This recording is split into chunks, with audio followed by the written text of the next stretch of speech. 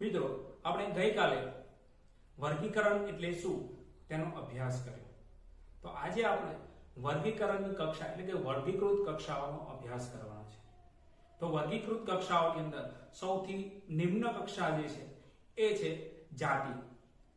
એક જ સજીવો, એક જ લક્ષણો ધરાવતા સજીવો જ્યારે ભેગા થાય તો આપણે એને જાતિ કહીએ છીએ. તો આ જાતિઓ ભેગી થઈ પ્રજાતિ બને છે. પ્રજાતિઓ ભેગી થઈ અને કુળ બનતા હોય છે. આ કુળ ભેગા થશે એટલે ગોત્ર બનતા હોય છે અને ગોત્ર બધા ભેગા થઈ અને તેમાંથી સમુદાય કે વિભાગ બનતો હોય છે. હવે આ જે વિભાગ કે સમુદાય જે છે એ બધા જ પ્રાણીઓનો સમાવેશ થઈ અંતે સૃષ્ટિ બનતી હોય છે, જેને આપણે વનસ્પતિ સૃષ્ટિ અથવા તો પ્રાણી સૃષ્ટિ તરીકે ઓળખતા હોઈએ છીએ. તો મિત્રો, આજે આપણે આ જે દરેક વર્ગીકૃત કક્ષાઓ જે છે એને ઉદાહરણ સહિત આપણે અભ્યાસ કરીશું. તો મિત્રો, વિડીયોને અંત સુધી જોતા રહો અને જો તમને એ વિડીયો ગમે તો લાઈક કરો, શેર કરો. વર્ગીકરણ એ માત્ર એકાકી ચરણ પદ્ધતિ નથી, પરંતુ ક્રમશઃ શ્રેણીબદ્ધ ચરણ દર્શાવતી પદ્ધતિ છે, જેમાં દરેક ચરણ હરોળ કે કક્ષા પ્રસ્તુત કરે છે. જો કક્ષા બધી જ દ્રષ્ટિએ વર્ગીકૃત વ્યવસ્થાનો ભાગ હોય તો તેને વર્ગીકૃત કક્ષા કહેવામાં આવે છે. એટલે અહીં આપણે અંડરલાઈન કરી શકીએ કે જો બધી જ દ્રષ્ટિએ વર્ગીકૃત વ્યવસ્થાનો ભાગ હોય તો તેને વર્ગીકૃત કક્ષા કહેવામાં આવે છે. અને આવી બધી કક્ષાઓ ભેગી મળીને એક વર્ગીકૃત શ્રેણી બનાવે છે. એટલે કે વર્ગીકૃત કક્ષાઓ વર્ગીકૃત શ્રેણી રચે છે, અને જેમાં દરેક કક્ષાને વર્ગીકરણના એક એકમ તરીકેના સંદર્ભમાં લેવામાં આવે છે. પરંતુ વાસ્તવમાં તે હરોળ નિર્દેશિત કરે છે અને તેના માટે વર્ગીકી શબ્દ પ્રયોજાય છે. એટલે એમાં જે હરોળ જે છે, જેને આપણે રેન્ક કહેવામાં આવે છે, તે એ નિર્દેશિત કરે છે અને એના માટે તેને વર્ગીકી શબ્દ પ્રયોગ કરવામાં આવે છે. એટલે કે આપણે અહીંયા 3 શબ્દો જોવા મળ્યા: વર્ગીકૃત કક્ષા, બીજું છે વર્ગીકૃત શ્રેણી. હવે વર્ગીકૃત કક્ષા એટલે બધી જ કક્ષાની દ્રષ્ટિએ વર્ગીકૃત વ્યવસ્થાનો ભાગ હોય તો તેને આપણે વર્ગીકૃત કક્ષા કહીએ. હવે બધી જ કક્ષાઓ ભેગી મળીને વર્ગીકૃત શ્રેણી બનાવે અને જે હરોળ જે છે એ હરોળ નિર્દેશિત કરતી હોય તો તેના માટે આપણે શું કહીએ છીએ? વર્ગીકી શબ્દ પ્રયોજાય છે. હવે વર્ગીકૃત કક્ષાઓ અને વર્ગીકૃત શ્રેણી ઉદાહરણ દ્વારા સમજી શકાય છે.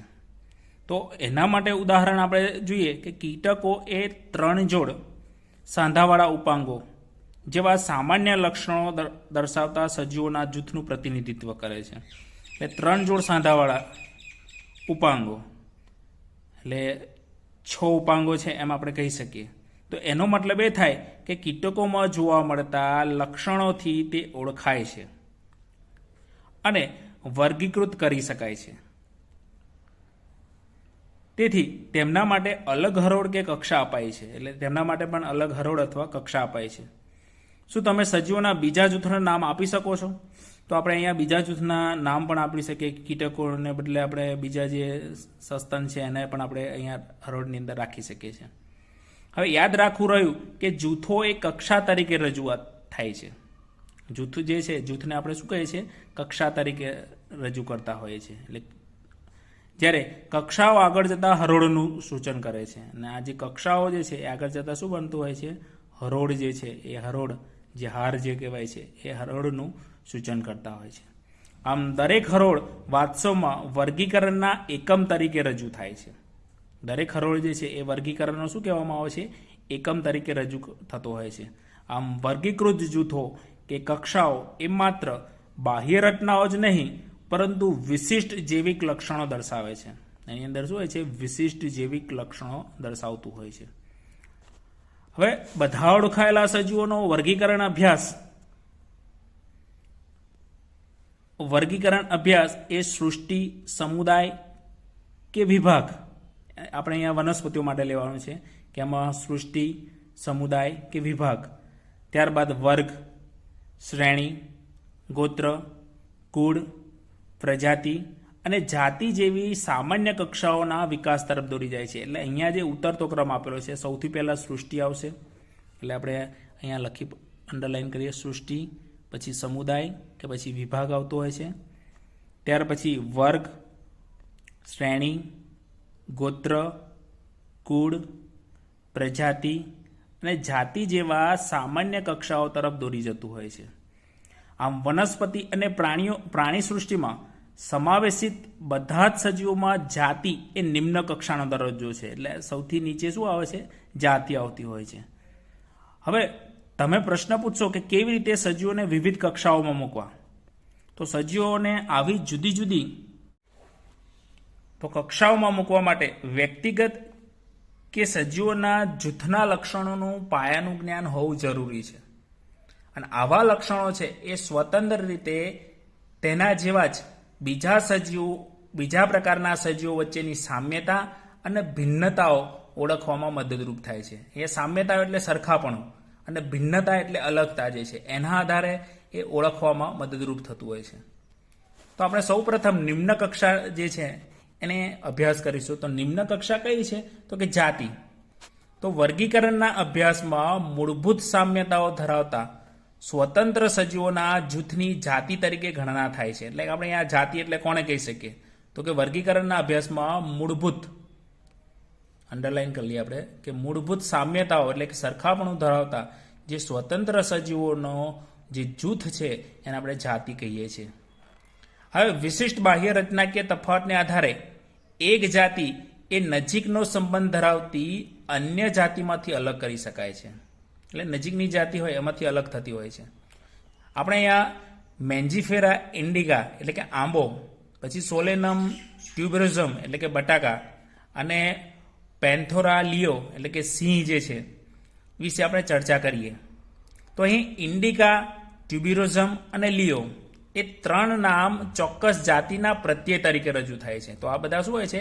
આપણને એક ચોક્કસ જાતિ આપે છે. આપણે નામકરણ શીખ્યા તે એક વખત જે મેન્જીફેરા, સોલેનમ અને જે ફેન્થેરા જે છે એ આપણે શું કહ્યું છે? પ્રજાતિ કહી છે. તો અહીંયા ઇન્ડિકા, ટ્યુબરોઝમ અને લિયો આ ત્રણ નામ ચોક્કસ જાતિના પ્રત્યય તરીકે ઓળખાય છે. જ્યારે પ્રથમ શબ્દો જે છે આપણે ફરી એકવાર કહીએ કે પ્રથમ શબ્દો મેન્જીફેરા, સોલેનમ અને પેન્થેરા જે છે એ પ્રજાતિ છે અને તે હરોળ કે કક્ષાના બીજા ઉચ્ચ સ્તરનું પ્રતિનિધિત્વ કરે છે. તો એના પછી શું આવશે? પ્રજાતિ આવતી હોય છે. આમ દરેક પ્રજાતિ એક કરતાં વધારે ચોક્કસ જાતિઓ ધરાવી શકે છે. એટલે અહીંયા અંડરલાઈન કરવા જેવી વાક્ય છે કે દરેક પ્રજાતિ એક કે વધારે ચોક્કસ જાતિઓ ધરાવી શકે છે કે અન્ય સજીવો રજૂ થાય છે. પરંતુ જે બાહ્ય રચનાકીય સમાનતાઓ ધરાવે છે, દાખલા તરીકે પેન્થેરા પ્રજાતિ એ બીજી ટાઇગ્રીસ જાતિ છે. પ્રજાતિને બીજી પણ એક જાતિ છે, જાતિનું નામ છે ટાઇગ્રીસ. એટલે કે આપણે અહીંયા લિયો આપ્યું છે, તો લિયોને બદલે ટાઇગ્રીસ જાતિ પણ છે. તો એ પ્રજાતિ એક છે પણ જાતિ વધારે હોઈ શકે છે. એવી રીતે સોલેનમ પ્રજાતિ છે જેને નાઇગ્રમ પણ કહેવામાં આવે છે. સોલેનમ નાઇગ્રમ પીલુડી જે છે એ ઉદાહરણ તરીકે આપણે અહીંયા લઈ શકીએ છીએ. અને મેલોંગજેના જેવી બીજી જાતિઓ પણ ધરાવે છે. એટલે કે આ જે સોલેનમ છે એમાં સોલેનમ નાઇગ્રમ, સોલેનમ મેલોંગજેના જેવી બીજી જાતિઓ પણ ધરાવતી હોય છે. એવી રીતે માનવી એ સેપિયન્સ જાતિમાં સમાવેશ છે અને એનું જૂથ જે છે એ હોમો પ્રજાતિ સમાવેશિત છે. એટલે કે આપણું પૂરું નામ છે હોમો સેપિયન્સ કહીએ છીએ. તો પ્રજાતિ હોમો અને જાતિ છે એ સેપિયન્સ છે. આથી માનવ માટે વૈજ્ઞાનિક નામ હોમો સેપિયન્સ તરીકે લખાયતું હોય છે. તો આ જે છે આપણે વાત કરી જાતિની અંદર અહીંયા પ્રજાતિની અંદર એક કરતાં વધારે જાતિઓ હોઈ શકે છે. હવે પછીનો ટોપિક છે પ્રજાતિ. તો નજીકના ગાઢ સંબંધ ધરાવતી જાતિઓના જૂથ એ પ્રજાતિમાં સમાવેશ થાય છે. એટલે કે નજીકની જે ગાઢ સંબંધ ધરાવતી જે જાતિઓ છે એ ભેગી થાય અને એમાંથી શું બનતું હોય છે? પ્રજાતિ બનતી હોય છે. એટલે જાતિઓમાંથી પ્રજાતિ બને છે જે અન્ય પ્રજાતિની જાતિઓની સાપેક્ષે વધુ સામાન્ય લક્ષણો, જે બીજી પ્રજાતિઓ છે એ જાતિઓની સાપેક્ષે વધુ સામાન્ય લક્ષણો ધરાવે છે. આપણે કહી શકીએ કે ખૂબ જ નજીકનો સંબંધ ધરાવતી જાતિઓ ભેગી મળી પ્રજાતિ બનાવે છે. દાખલા તરીકે બટાકા, રીંગણ એ જુદી જુદી જાતિ છે પણ બંને પ્રજાતિ કઈ છે? સોલેનમ છે. બંનેની પ્રજાતિ કઈ છે? સોલેનમ. બટાકા અને રીંગણ એ બંને આપણે અલગ જ જુદી જુદી જાતિઓ હોય છે, છતાં પણ એનો જે સમાવેશ પ્રજાતિ કઈ છે? સોલેનમ પ્રજાતિમાં એનો સમાવેશ થતો હોય છે.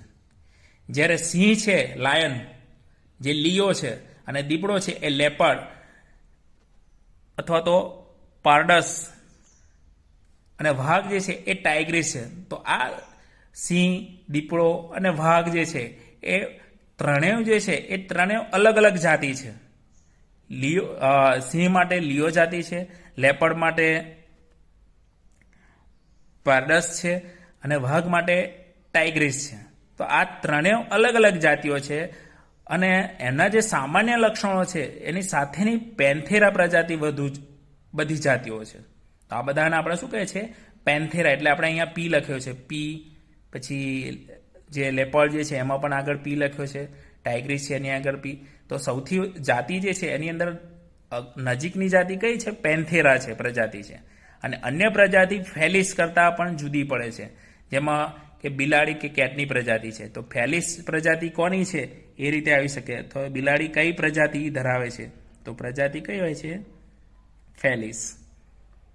અને આ સિંહ, દીપડો, વાઘ માટે કઈ છે? પેન્થેરા પ્રજાતિ. તો એટલા માટે આગળ અહીંયા પી લખેલું છે, એ પેન્થેરા દર્શાવતું હોય છે. તો આ રીતે પ્રજાતિ જે છે એ પ્રજાતિ આપણે અહીંયા જોઈ શકીએ છીએ. હવે પ્રજાતિ પછી આવશે ઉપરની કક્ષા, જેને આપણે કુળ કહેવામાં આવે છે. તો બીજી કક્ષા છે એ કુળ એ પ્રજાતિ અને જાતિઓની સાપેક્ષમાં ઓછી સમાનતાઓ સાથેનું સંબંધિત પ્રજાતિનું જૂથ છે. એટલે કુળ એટલે શું કહે છે? પ્રજાતિ અને જાતિની સાપેક્ષમાં ઓછી સામ્યતા, એની અંદર વધારે સામ્યતા હોતી નથી, એનું સંબંધિત પ્રજાતિનું જ એક જૂથ છે. આમ કુળ એ વાનસ્પતિક અને પ્રાજનિક એમ બંને લક્ષણોને આધારે વર્ગીકૃત કરવામાં આવે છે. આ ખાસ અંડરલાઈન કરી લેજો કે કુળ એ વાનસ્પતિક અને પ્રાજનિક એમ બંને લક્ષણોને આધારે વર્ગીકૃત થાય છે. દાખલા તરીકે વનસ્પતિઓના સમુદાયમાં સોલેનમ, પછી પિટુનિયા અને ધતુરા ત્રણેય જુદી જુદી જ પ્રજાતિઓ છે. એ એક જ કુળ સોલેનમમાં મુકાય છે. એટલે અહીંયા ફરી એકવાર આપણે જોઈએ કે સોલેનમ, પિટુનિયા અને ધતુરો આ ત્રણ જુદી જુદી પ્રજાતિઓ છે, પરંતુ એને એક જ કુળ સોલેનેસીની અંદર મૂકવામાં આવે છે. એટલે કુળ કયું અહીંયા ગણાશે? આનું સોલેનેસી છે. જ્યારે પ્રાણી સમુદાયની અંદર લીઓ એટલે કે સિંહ, ટાઇગ્રીસ, વાઘ, ત્યાર પછી પેરડસ એટલે કે દીપડો વગેરે જાતિઓ સમાવતી પેન્થેરા પ્રજાતિ, એમની પ્રજાતિ કઈ છે? પેન્થેરા છે, અથવા તો ફેલિસ છે, જે બિલાડીનું કુળ, બિલાડીની પ્રજાતિ કહેવામાં આવે છે. તો એને આપણે કુળ કયા? તો કે ફેલિડી કુળની અંદર મૂકવામાં આવે છે. એટલે ફરી એકવાર સિંહ, વાઘ, દીપડો એમની જાતિ સમાવતી કઈ છે પ્રજાતિ? પેન્થેરા છે. અને બીજી છે ફેલિસ, જે બિલાડીની પ્રજાતિ છે. તો એ બધાને આપણે અહીંયા બંને જે પ્રજાતિઓ છે એ પ્રજાતિઓને આપણે ફેલિડી કુળમાં મૂકવામાં આવતી હોય છે. એટલે કુળ કયું એનું ગણવામાં આવે છે? ફેલિડી. એવી રીતે તમે બિલાડી અને કૂતરાના બાહ્ય દેખાવનું નિરીક્ષણ કર્યું હશે, તો તમે તેમના કેટલીક સમાનતાઓ અને અસમાનતાઓ સારી રીતે જોઈ હશે. તો તેઓ બે અલગ અલગ કુળમાં વિભાજિત બને છે. એટલે કે અનુક્રમે જે છે એ બિલાડી જે છે એ ફેલિડીની અંદર આવતું હોય છે, જ્યારે કૂતરો જે છે એ કેનિડીની અંદર આવતું હોય છે. એટલે આ જે છે એ કૂતરા માટે છે, કૂતરાનું કુળ છે. અને ફેલિડી જે છે એ બિલાડી, વાઘ, સિંહ એના માટે છે. તો બે અલગ અલગ કુળોની અંદર એને વિભાજિત થતી હોય છે, કારણ કે એમની અંદર ઘણી બધી સામ્યતાઓ અને અસમાનતાઓ જે છે આપણે જોઈ શકીએ છીએ. હવે કુળ પછી આવશે ગોત્ર. તો આ પહેલા પણ તમે જોયું છે કે ઘણા સરખા લક્ષણોને આધારે સજીવોને જાતિઓ, પ્રજાતિઓ અને કુળો જેવી કક્ષામાં વર્ગીકૃત કર્યા છે. એટલે આપણે સૌપ્રથમ નીચે જાતિ, પછી પ્રજાતિ, પછી કુળ. તો સામાન્ય રીતે ગોત્ર અને અન્ય ઉચ્ચ વર્ગીકરણીય કક્ષાઓ એ લક્ષણોના સમૂહને આધારે ઓળખાય છે. તો અહીંયા લક્ષણો કયા છે? એ લક્ષણોના સમૂહને આધારે ઓળખાતી હોય છે.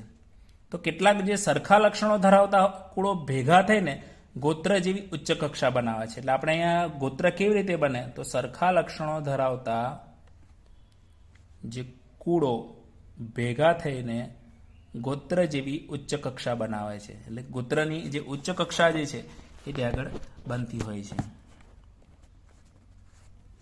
હવે કુળમાં અન્ય પ્રજાતિ, કુળની અંદર જે અન્ય પ્રજાતિની સાપેક્ષે સરખા લક્ષણો ઓછી સંખ્યામાં હોય છે. એટલે અહીંયા કુળની સાપેક્ષે જે છે એ પ્રજાતિની જે સરખા લક્ષણો એ ઓછા છે. અહીંયા આપણે એ ધ્યાન રાખવું કે જેમ જેમ આપણે નીચેથી ઉપર જતા જઈશું એમ એમ લક્ષણો જે છે પ્રજાતિના જે સરખાપણું જે છે એ લક્ષણોમાં ઘટાડો થતો હોય છે. હવે અહીંયા કોન્વોલ્યુલેસી એટલે અહીંયા આપણને એક કોન્વોલ્યુલેસી અને બીજું છે સોલેનેસી, આ બંને કુળ છે. તો જેવા વનસ્પતિ કુળો મુખ્યત્વે તેમના પુષ્પીય લક્ષણોને આધારે એક જ ગોત્ર, એટલે આમના જે પુષ્પીય લક્ષણો જે છે કયા કુળ કયા છે? કોન્વોલ્યુલેસી અને બીજું છે સોલેનેસી. તો એમના જે વનસ્પતિ કુળો છે એમના પુષ્પીય લક્ષણોના આધારે એક જ ગોત્ર, જેને આપણે પોલીમોનિયલ્સ કહીએ છીએ. ગોત્રનું નામ કયું છે? પોલીમોનિયલ્સમાં સમાવિષ્ટ છે. જ્યારે પ્રાણીઓમાં ફેલિડી અને કેનિડી, જે બિલાડી અથવા તો વાઘ સિંહ માટે છે, અને કેનિડી જે છે એ કુળ જે છે એ કૂતરાઓ માટે છે. જેવા કુળો એક જ ગોત્ર કાર્નિવોરા, ગોત્રનું નામ કયું છે? કાર્નિવોરા ગોત્રની અંદર એને સમાવેશ થતો જોવા મળે છે. એટલે આ બંને જે છે આપણે એમ કહીએ ને કે ગોત્ર એટલે શું? તો ગોત્ર એટલે સરખા લક્ષણો ધરાવતા કુળો ભેગા થઈ અને ગોત્રની ઉચ્ચ કક્ષા બનાવતા હોય છે. હવે એવી જ રીતે આવશે વર્ગ. ગોત્ર પછી ઉચ્ચ કક્ષા કઈ આવશે? વર્ગ. તો વર્ગકની આ કક્ષા નજીકના સંબંધિત ગોત્રોને સમાવે છે. એટલે કે એક કરતાં વધારે ગોત્રો ભેગા થશે એટલે વર્ગક એટલે કે વર્ગની રચના કરતા હોય.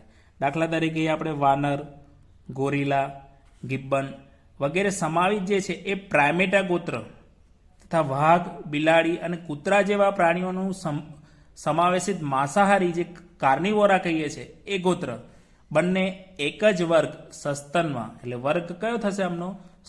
સસ્તનમાં સાથે જ મૂકવામાં આવે છે.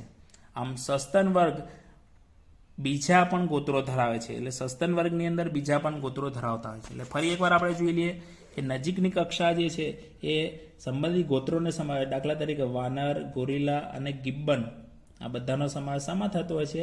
પ્રાઇમેટા ગોત્રની અંદર. તથા બિલાડી, કૂતરા જેવા જે પ્રાણીઓ જે છે એમાં સમાવેશ જે માંસાહારી જે કાર્નિવોરા જે ગોત્ર જે છે એ કાર્નિવોરા ગોત્ર બંનેને આપણે વર્ગ કયો છે? તો કે સસ્તન વર્ગની અંદર સમાવેશ કરવામાં આવે છે, મૂકવામાં આવે છે.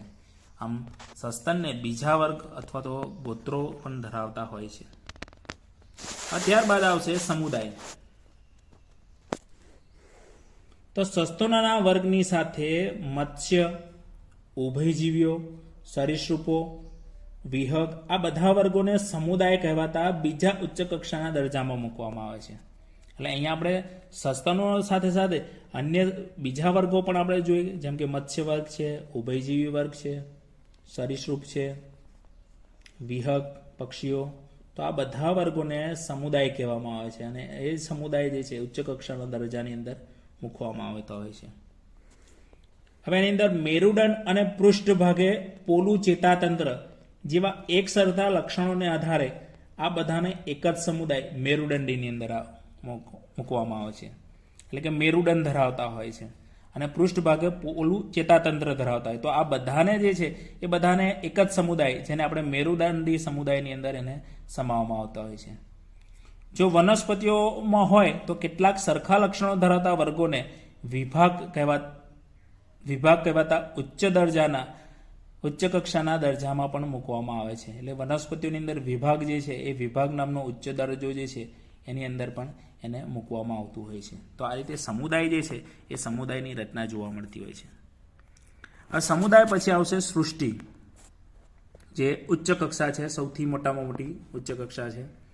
તો પ્રાણીઓના વર્ગીકરણીય તંત્રમાં વિવિધ સમુદાયોમાં સમાવેશિત બધા જ પ્રાણીઓને સૌથી ઉચ્ચ કક્ષાના દરજ્જામાં મૂકવામાં આવે છે અને એ દરજ્જાને શું કહેવામાં આવે છે? સૃષ્ટિ કહેવામાં આવે છે. એટલે આપણે અંડરલાઈન પણ કરી શકીએ કે પ્રાણીઓમાં વર્ગીકરણ તંત્રમાં વિવિધ સમુદાયોમાં સમાવેશિત બધા જ પ્રાણીઓને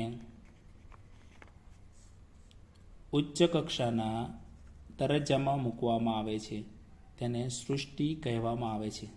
જ્યારે બીજી બાજુ વનસ્પતિ સૃષ્ટિમાં તે અલગ છે અને બધી જ વનસ્પતિઓમાં વિવિધ વિભાગોમાં સમાવેશિત છે. અહીંયા વનસ્પતિઓ છે એને વિવિધ વિભાગો જે છે એમાં સમાવેશ કરવામાં આવતો છે.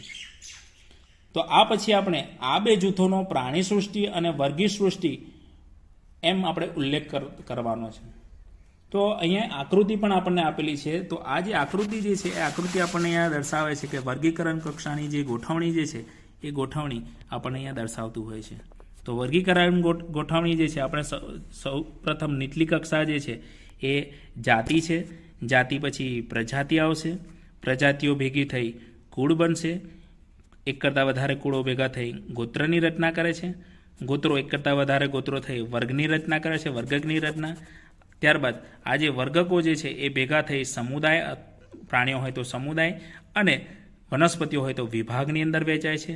આમાં સમુદાય અને વિભાગો બધા ભેગા થાય છે. બધા જ સજીવો ભેગા થઈ અને અંતે સૃષ્ટિની રચના કરતા હોય છે. હવે અહીંયા આકૃતિ જે છે આકૃતિ પરથી આપણે જોઈ શકીએ કે જાતિથી લઈને સૃષ્ટિ સુધીના આ વર્ગી કક્ષાઓને ચડતા ક્રમમાં બતાવી છે. આ ઉપરાંત વૈજ્ઞાનિકોએ વિવિધ વર્ગોના વધુ સાનુકૂળ અને વૈજ્ઞાનિક અભ્યાસ માટે ક્રમિક શ્રેણીમાં ઉપકક્ષાઓમાં પણ વહેંચી છે. આ જે શ્રેણીઓ જે છે એ શ્રેણીઓને આપણે શું કહે છે ઉપકક્ષાઓની અંદર પણ વહેંચી છે. તો અહીંયા એક ખાસ બાબત એ ધ્યાનમાં રાખવાની છે કે જેમ જેમ આપણે અહીંયા જાતિથી ઉપર જઈશું સૃષ્ટિ તરફ, તો ઉપર જતા મોટાભાગે જો ઉપર જઈશું તો સમાનતા ઘટે,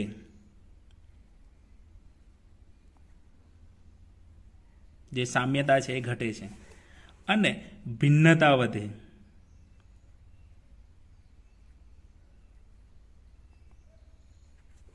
ઉપર જઈએ તો અને એવી રીતે સૃષ્ટિથી આપણે નીચે તરફ આવીએ જ્યારે તો આ ભિન્નતા ઘટે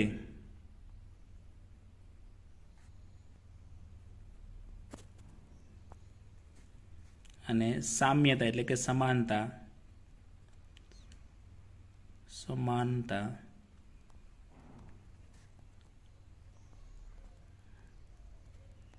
વધે છે. આ ખાસ યાદ રાખવાનું છે, જે એમસીક્યુની અંદર પૂછાઈ શકે છે. અહીં આકૃતિમાં ક્રમિક શ્રેણી તરફ જુઓ તો તમે અહીં કહી શકશો કે આ ગોઠવણીનો આધાર શું છે. ઉદાહરણ માટે કહીશું કે જ્યારે આપણે જાતિથી સૃષ્ટિ તરફ જઈએ છીએ તો સામાન્ય એટલે કે સરખા લક્ષણોની સંખ્યા ઘટતી જાય છે, આપણે હમણાં દોર્યું છે. અને સૃષ્ટિથી પ્રજાતિ તરફ સુધી નીચે તરફ જઈએ છીએ તો સામાન્ય લક્ષણોની સંખ્યા વધતી જાય છે. આમ ઉચ્ચ કક્ષાએ એક વર્ગકનો એ જ સ્તરે બીજા વર્ગક સાથેનો સંબંધ નક્કી કરવામાં વધુ મુશ્કેલી પડે છે. આથી વર્ગીકરણની સામ્યતા વધુ જટિલ બનતી હોય છે. તો અહીંયા કોષ્ટક આપ્યું છે જેમાં આપણે ઘરમાખી, મનુષ્ય, આંબો અને ઘઉં જેવા સામાન્ય સજીવોનું વર્ગીકરણનું સૂચન કરેલ છે. તો આપણે અહીંયા સામાન્ય જે સમુદાય છે, વિભાગ જે છે એ વિભાગનો આપણે અહીંયા અભ્યાસ કરવાનો છે, જે એમસીક્યુની અંદર ખૂબ જ અગત્યનું થઈ શકે છે. તો અહીંયા પહેલાં જે છે સામાન્ય નામ આપેલું છે. તો સામાન્ય નામ છે મનુષ્ય. એનું જીવશાસ્ત્રી એટલે કે વૈજ્ઞાનિક નામ છે હોમો સેપિયન્સ. પ્રજાતિ છે હોમો અને જાતિ જો કહેવામાં આવે તો સેપિયન્સ થશે. અહીંયા કુળ છે હોમિનિડી. મનુષ્યનું કુળ કયું છે? હોમિનિડી કુળ છે. ગોત્ર છે પ્રાઇમેટા, જે વાનરની પ્રજાતિ ગોત્રની અંદર આપણે સમાવેશ કરીએ છીએ. વર્ગ સસ્તન વર્ગ અને સમુદાય કે વિભાગ જેમાં આપણે મેરુદંડ કહીએ છીએ. એવી રીતે ઘરમાખી, જેનું વૈજ્ઞાનિક નામ છે મસ્કા ડોમેસ્ટિકા. તો અહીંયા મસ્કા એ પ્રજાતિ છે, ડોમેસ્ટિકા એ જાતિ છે અને એનું જે કુળ છે એ મસ્કીડી છે. મસ્કીડી કુળની અંદર એનો સમાવેશ થતો હોય છે. ત્યાર પછી ગોત્ર છે એ ડિપ્ટેરા છે. ડિપ્ટેરા એનું ગોત્ર છે. અને વર્ગ જે છે એ કીટક વર્ગની અંદર અહીંયા કોઈ પણ જાતના જે સમુદાય જે છે એ સમુદાયની અંદર આપણે મોટાભાગે કીટક વર્ગ આવે તો તો સંધિપાત સમુદાયની અંદર એનો સમાવેશ થતો હોય છે. ત્યાર પછી આંબો. તો આંબો છે એનું વૈજ્ઞાનિક નામ છે મેન્જીફેરા ઇન્ડિકા. તો મેન્જીફેરા એ એની પ્રજાતિ છે અને ઇન્ડિકા છે એની જાતિ છે. જ્યારે એનું કુળ જે છે એ એનાકાર્ડિયેસી, આંબાનું કુળ કયું છે? એનાકાર્ડિયેસી છે. જ્યારે ગોત્ર જે છે એ સેપિન્ડેલ્સ છે. જ્યારે વર્ગ જે છે એ દ્વિદળી વર્ગની અંદર એને સમાવેશ કરવામાં આવતો હોય છે અને એનો જે વિભાગ જે છે એ આવૃત બીજધારી વનસ્પતિમાં સમાવેશ કરવામાં આવતો હોય છે. એવી રીતે ઘઉં. તો ઘઉંનું વૈજ્ઞાનિક નામ છે ટ્રિટિકમ એસ્ટિવમ. ટ્રિટિકમ એસ્ટિવમ છે. હવે અહીંયા ટ્રિટિકમ જે છે એ એની પ્રજાતિ છે અને એસ્ટિવમ જે છે એની જાતિ છે. જ્યારે કુળ જે છે એ પોએસી કુળની અંદર એનો સમાવેશ થતો હોય છે અને ગોત્ર જે છે એ પોએલ્સ ગોત્રની અંદર ઘઉંનો સમાવેશ થતો હોય છે. વર્ગ જે છે એકદળી છે અને જે વિભાગ સમુદાય જે છે એ આવૃત બીજધારી જોવા મળતું હોય છે. તો મિત્રો આ રીતે જે સજીવો અને એની જે વર્ગીકરણ કક્ષાઓ જે છે એ કક્ષાઓ આપણે ઉદાહરણ દ્વારા જોઈ. તો મિત્રો તમને આ વિડીયો ગમે હોય તો લાઈક કરો, શેર કરો અને મારી ચેનલ સબસ્ક્રાઈબ કરો. Thank you.